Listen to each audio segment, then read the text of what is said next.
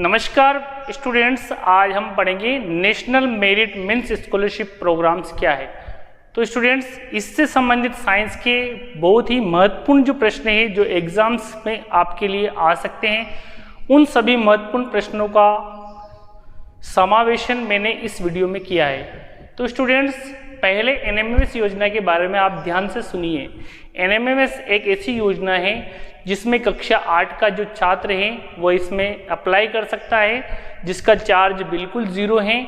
और इस योजना में फॉर्म अप्लाई करने के पश्चात यदि आप पास हो जाते हो, आपके अच्छे मार्क्स आते हैं, अगर आपका मेरिट बनती है जिला मेरिट, राजस्थान के अंदर 5471 छात्र छात्राओं को इसमें हर साल लाभान्वित होते हैं। पर मंथ आपको 4 वर्ष तक 1000 रुपये की स्कॉलरशिप यानी कि एक मुश्त 12,000 रुपये 4 साल तक दी जाती है। तो ये कक्षा 8 के जितने भी स्टूडेंट्स जो पढ़ने वाले हैं, जो टैलेंटेड हैं या जिनकी अंदर टैलेंट्स जैसी कोई बात है या जो चाहते हैं कि हम इस प्रकार की स्कॉलरशिप योजना लेवें, तो स्टूडेंट्स उन सभी के लिए बहुत ही महत्वपूर्ण योजना है।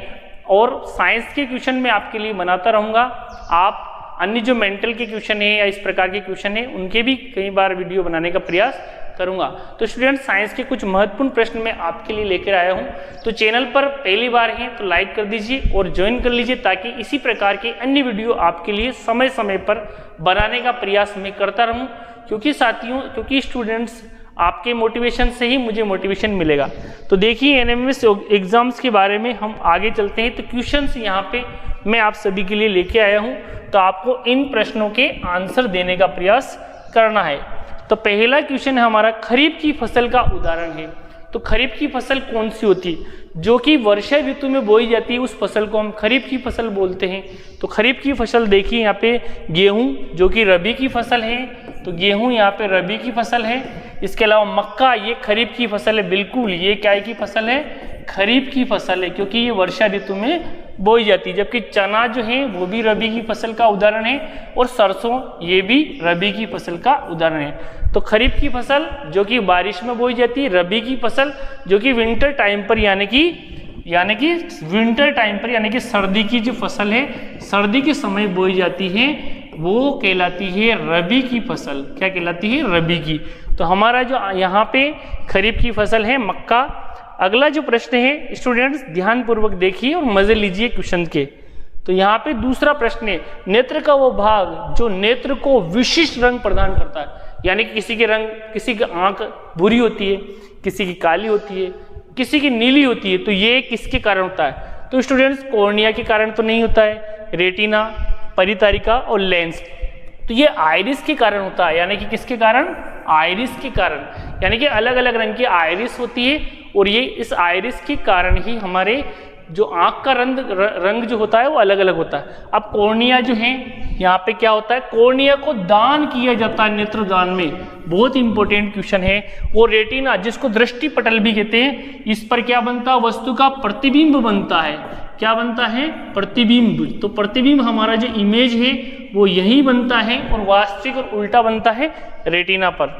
लेंस जो है, ये जो हमारे अंदर कॉन्वेक्स लेंस होता है इस तरह का, तो ये कॉन्वेक्स लेंस यानी कि उत्तल लेंस होता है। तीसरा प्रश्न, पादपों में खाद्य पदार्थों का परिवहन करता है। यानी कि जो पादप के अंदर जो भोजन है, जो फूड है, उसका परिवहन कौन करता है? तो देखिए, जाइलम किसका परिवहन करता है? ये जल का परिवहन करता है।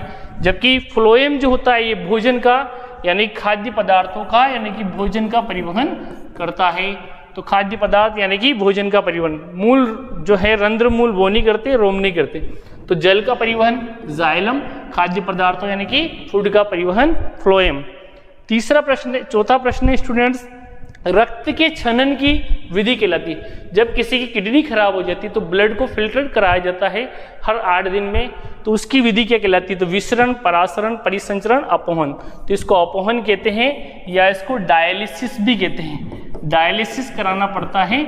कृत्रिम जो है, कृत्रिम वृक्क यानी कृत्रिम किडनी की तरह कार्य करता है। इसमें हमारा जो ब्लड है वो फिल्टर होता है। पराग कणों का पराग कोश से वर्तिकाग्र तक पहुंचना क्या कहलाता है? यानी कि पोलन ग्रेन का एंथर से स्टिग्मा तक जो पहुंचना है वो कहलाता है निषेचन, परागण, प्रकीर्णन, परिपक्वन। तो ये कहलाता है परागण यानी कि पोलिनेशन। क्या कहलाता है?